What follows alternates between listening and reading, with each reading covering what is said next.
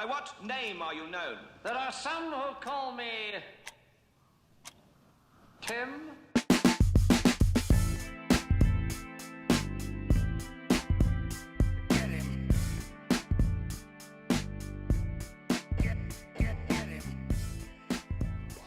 Yep, episode 69 of 20 Tim Minutes. I am your host, Tim McCarthy.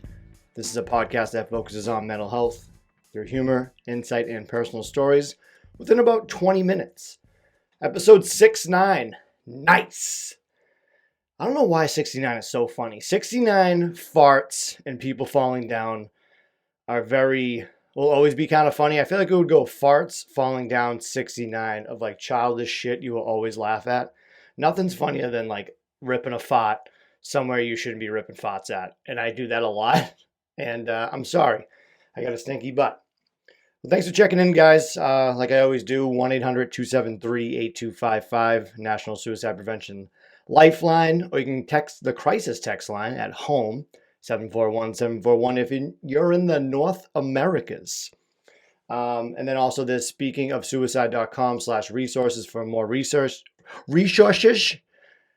Sally sold resources down by the shore. That's me. Jesus, Tim, get a grip. I'm coming in hot. If I recorded earlier, this would have been a hot episode. I had to work until 7 a.m. I got forced, so I worked 3 p.m. to 7 a.m. Woke up, missed a consultation for an interview for my podcast, which has happened to me before, and it sucks. And I felt totally bad because when you go to bed after working an overnight, it's not the next day in your head until you wake up. So I screwed up. I screwed up big time. If you want to text with me, 781-523-9333. Don't forget to go to 2010minutes.com. Get all your information, buy some merch, help a brother out. And then also download the 2010 Minutes app. I also volunteer for a local suicide prevention coalition called the Plymouth County Suicide Prevention Coalition. Their mission is to promote suicide prevention, intervention, and awareness in our communities, schools, and throughout the county. If you have a local suicide prevention center, I would go ahead and recommend donating some doll hairs to that. Nonprofits are what they are, nonprofit.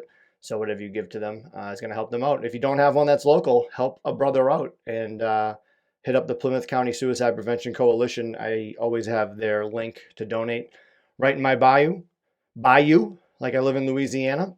Just make a comment that you got sent by me so they can see that I'm actually contributing somehow. I gotta stop saying so much. I think I'm just gonna get a shirt that says but right now I'm rocking my Razor Ramon t-shirt, the bad guy, R.I.P. Tough loss. I was a big Scott Hall Razor Ramon fan throughout my childhood, watching him wrestle. And he went down like a deep, dark hole of depression with doing drugs. Then he came back, did great. Now he got like complications of hip surgery and died, which is super fucking scary because like people are like, oh, good luck on your surgery. And you go under amnesia for the surgery and then you just don't wake up. That is a horror show. But hard work pays off. Dreams come true. Bad times don't last, but bad guys do. If that was me, it would be good times don't last. But bad, I don't even know, because I remember that whole therapist thing. She called me, are you a good guy? No, I'm not a good guy. Catch up on the latest episode with Sam Mitchell this past Thursday of Autism Rocks and Rolls podcast. He's an autistic kid that is doing great things with his podcast, spreading awareness to show that people with autism, Down syndrome, and any other disabilities aren't different from you and I. And he is 1,000% right. And he is a smart man. And again, we went over wrestling. I got to check in with him. I sent him some of my shirts. Love him and his mom, Gina. Good people. Be sure to check them out. Autism Rocks and Rolls podcast. Hit him up. This week, Celtics legend Chris Herron is going to be on the show this Thursday. I was very pumped to get him. He's a local guy, good guy, Fall River guy. He has a 30 for 30 on ESPN. That was really good, and he struggled with a lot of addiction, and now he's a motivational speaker. I didn't have a lot of time with him, so it's kind of squeezed in. I wish I had more time, but it was a great interview, and hopefully you guys like it. So I've been calling the therapy people, all right? I've been working at this still, making calls, wheeling, dealing, and not getting any answers really. So I called my doctor's office. I was like, you know what? Why am I being stupid? Like, maybe my doctor's office has somebody that does DBT. So I called and left a message, and I was like, I'm not really getting along with my therapist, and I was thinking about wanting to get a new one. They're like, have you talked to her about it? And I go, are you asking me that I talked to my therapist about not wanting to have her as my therapist? And she goes, yeah. I go, no.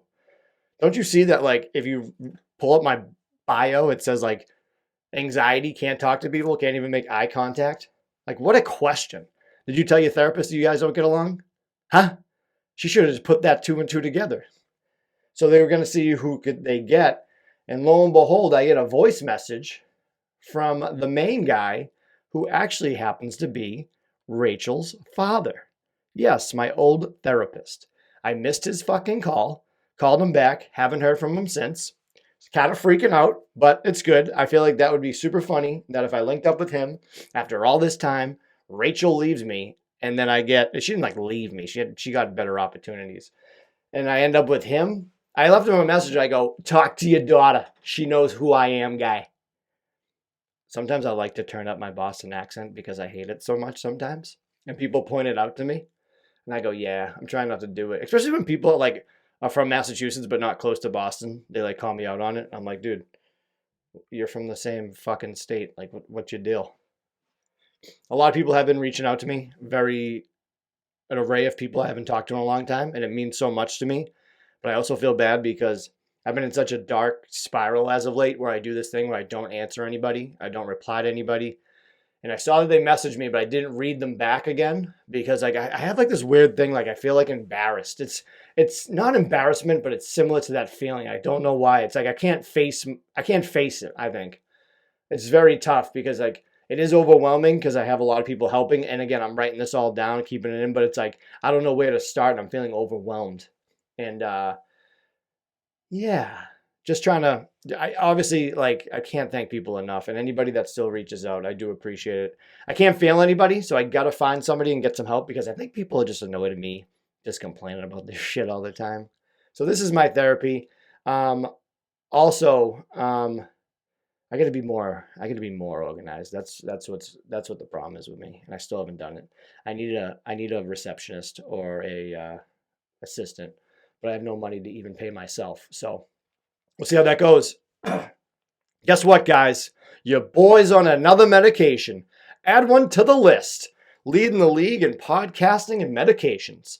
I am now on Abilify. Abilify treats schizophrenia, bipolar disorder, depression, and Tourette syndrome. It can also treat irritability associated with autism. It is known as an antipsychotic drug. Yeah. So now, my previous meds, I'm on Lamictal, Adderall, Wellbutrin, some antihistamine for my anxiety that I don't ever take, and now Abilify. Abilify. It's like that commercial when it's like, do you have mesothelioma? Well, call this number and you can get a cash reward. I never know what that means. That's going to happen to me. I'm going to be like 60 years old and it's like, did you mix Adderall with Abilify? How are you still alive? That's what's going to happen to me, and I know it if I make it that far. I have like Final Destination thoughts like every day. Not in a scary way, but like in a frightening way. So more positive. I got to be more positive in life. I recently went to 90s Con, and it was awesome. If you're watching this on YouTube, hopefully I had the strength to put up photos and stuff. But if you were a 90s kid, this thing was like fantastic. Got to meet Family Matters, got to meet Topanga, met Dave Coulier, asked him about Alanis Morissette. He gave me the old like MLB player, like typical answer, and he like talked around it, and then I was confused and walked away. Steve from Full House, if you don't know, he was the voice of Aladdin, so I had him sign my Aladdin Sega game. And then I brought a baseball because I didn't know what I could get signed by a lot of people. I had it signed by Lisa Jacob, Lori Beth Denberg, Laurel Winslow, Harriet Winslow, and Lacey Chabert. Lacey Chabert was very confused why I was handing her a baseball to sign, and I absolutely loved it. I love like weirding people out and playing like weird pranks on people. And all 5 of them have never signed a baseball, and I hope they never forget that. Because if there's some other kid that comes up to them like, "Hey, can you sign my baseball?" They're like, "Nah, already did it, my dude." I also brought my like stickers and stuff and like handed them out to random people. I had this move because like you had to wait in line for certain photos, and my brother was in line. And I told a little white lie, and I was like, the people behind him was like, I was like, hey, I paid for his ticket. We're taking the photo together, blah blah blah. And they're like, oh, no problem, blah blah blah.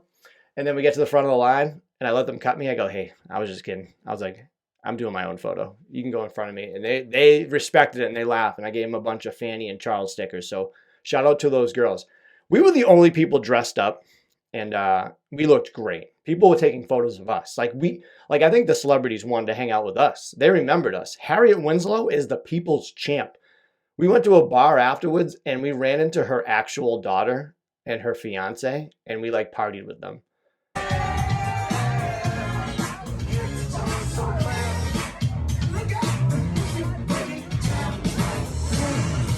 It was like just the funniest fucking day in the world. Then we got like signed up for some skit, and it was like one of those things I can't even explain it.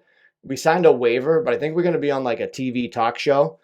And it was like when you go to a haunted house, you know, when you get out of a haunted house, you don't know what just hit you. That's what happened to us. And me and Ricky cannot explain for the life of us of what we went to. It was like a fake celebrity. I'm actually not even going to try to explain it. Hopefully we are on it and it comes out in April, we've heard. And I think we're going to get made fun of. So yeah, that's going to be interesting. But I was just so happy because if you listen to the show, I'm very nostalgic. I never liked growing up. So it's cool to like see all that and like just posting it and people like loving it and just blowing their minds and stuff. It was just a really good time. It was something I needed because I like forgot about like everything that was going around me, and I feel like it did contribute to like my mental health and just helping me out overall. So I did have a really good time with that, and I keep laughing about it. It was just so ridiculous. Just Lacey Chabert signing a baseball. Gotta love it.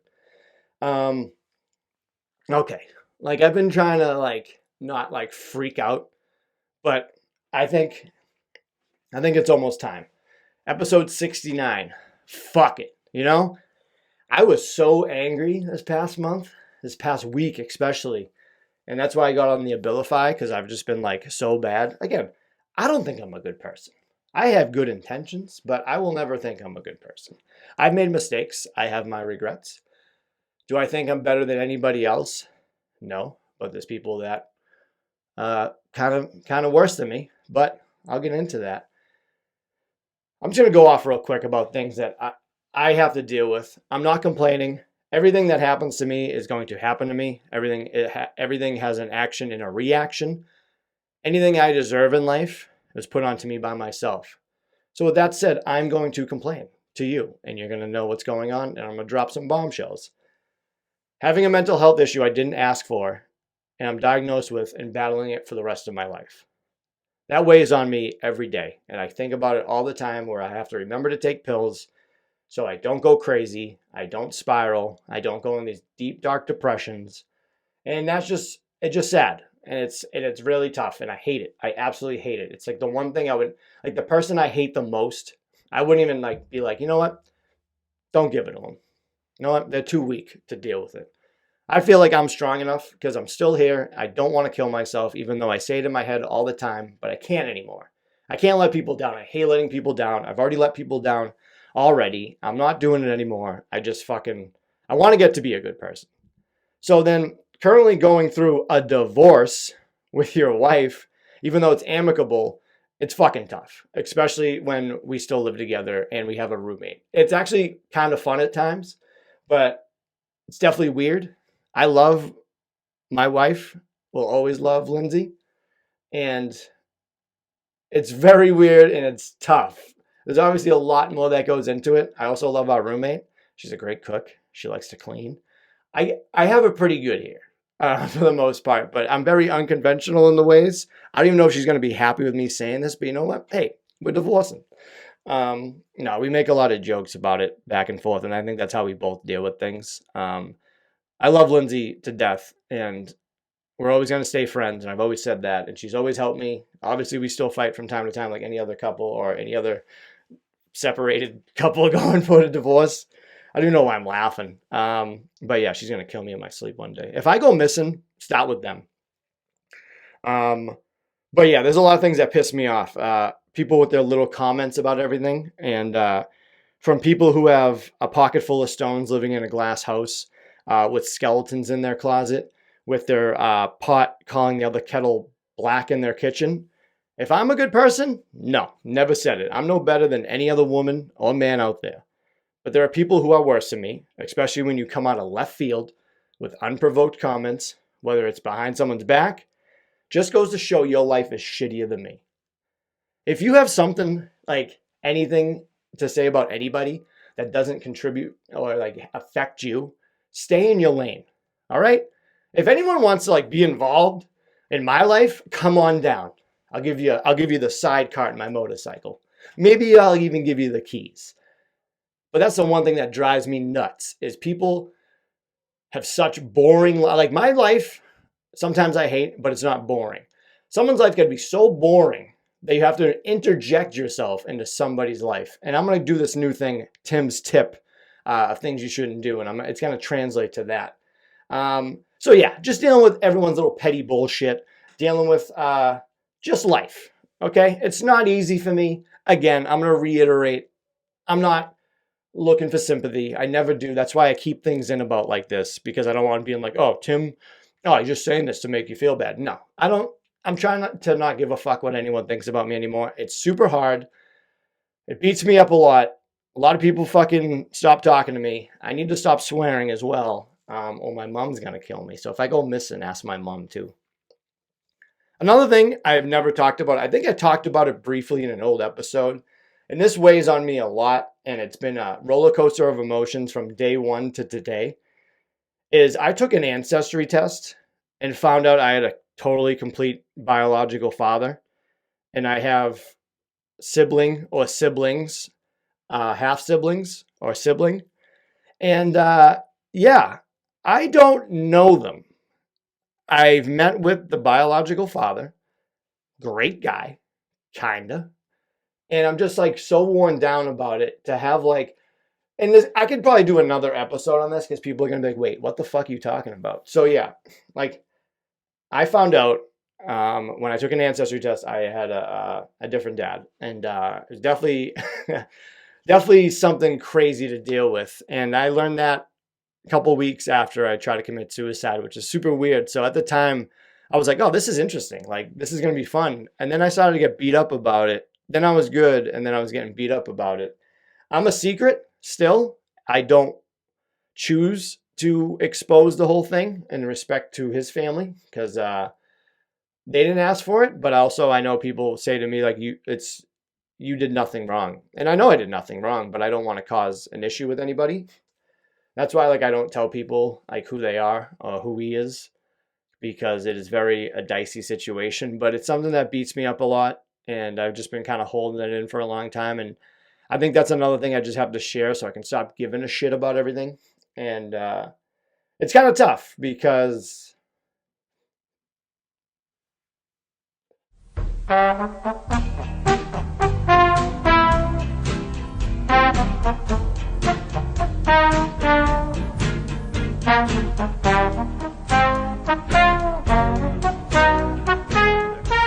you know what? I'm not even going to get into this anymore because I had to take a quick break to not cry. But yeah, this is why I fucking have these spiral moments. And I know it's fucking tough and I can't complain about it. But like, there's not much I can do. And just like, I got to keep on keeping on, you know? I'm just fucking sick of so much shit. And like, if anyone has anything to say, bring it. Absolutely bring it, please. You know my phone number. You know where I live. I just don't care anymore. I need to just focus on me, and that's what I need to know what I need to do anymore. And I just want to show you like what a day in the life of Tim is. Obviously, there's a lot more.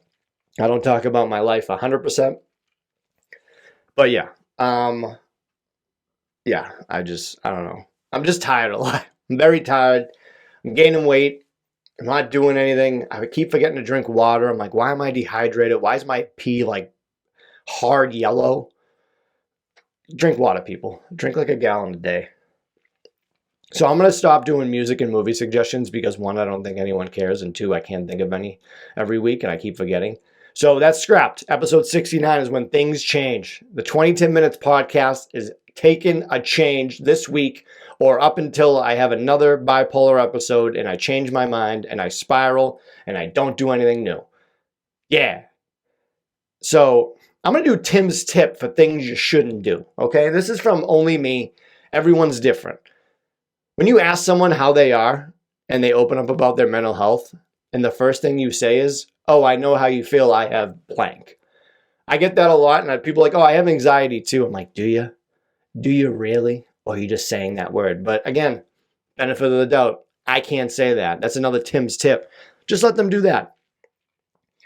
It's great you want to relate, but you asking why I'm in a bad mood and telling me your negativity isn't going to help. Your intentions are right. But how about you just say, I'm sorry to hear that. If you need anything, let me know. Or just even saying, that sucks. I'm sorry. If you don't know how to deal with something, just say it. I would rather someone say that. Like, hey, that's crazy to hear. And I'm sorry. I don't know what to do or say. And I'm like, dude, totally fine. I'm just answering your question because I'm trying to be more open. Because when I come in someplace with a bad attitude, I would love for people to ask me because I hate being a wet blanket or a wet towel at certain events. So if I'm having an episode or spiraling, I'll cancel and I'll give any excuse I can not to go because I don't want to ruin anyone else's time. And that kind of goes to show you about the whole Ancestry thing. Yeah. Fucking Christ. So also what I'm going to do is talk about like what I'm grateful for. I can do 3 every week, but I'm going to be realistic and just do 1 every week. And I'm grateful for the weekend and that I had with Ricky. Like having that friendship. He's one of those cats that I've known for a long time. We did a radio show called Dollar on the String. He's an hysterical human. Like, you know those people that don't try and they're just so funny? He's that kid. And we don't hang out much, but we always pick up where we left off. And he's always down for whatever, DFW. And the kid just doesn't care either. Like we did the, what is it? What's that band called that I love? The stickers on my wall. Oh yeah, Booty Vortex. We saw them on New Year's. Danced the night away. Then I'm like, dude, 90s Con, you want to go? I won tickets to that, by the way. I tagged us, and I was like, oh, I want to take my boo, Ricky Doyle. And then we won tickets, and that's how we ended up going to 90s Con. So I'm grateful for the weekend I had with Ricky. Ricky, thank you so much. The fucking laughs we had were incredible. So I appreciate it. Thank you guys for tuning in for 10 minutes. I feel like I dropped a lot about my life. And what are you going to do, you know? I love you guys, and have a good one. And all right, guys, wrap it up.